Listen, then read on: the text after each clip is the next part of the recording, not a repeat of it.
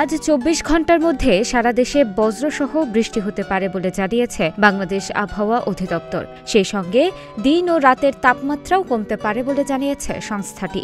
বাংলাদেশ আবহাওয়া অধিদপ্তরের আবহাওয়াবিদ খন্দকার হাফিজুর রহমানের দেওয়া পূর্বাভাসে এ তথ্য জানানো হয়।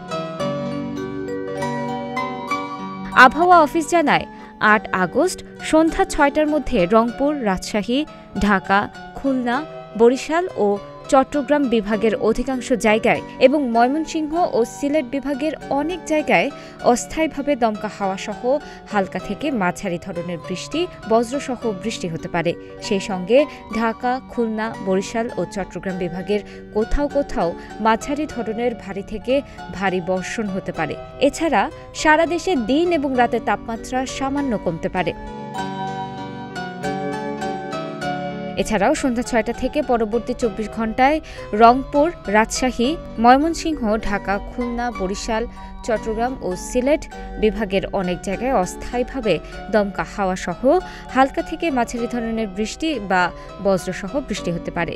সেই সঙ্গে সারা দেশের কোথাও কোথাও মাঝারি ধরনের ভারী থেকে ভারী বর্ষণ হতে পারে।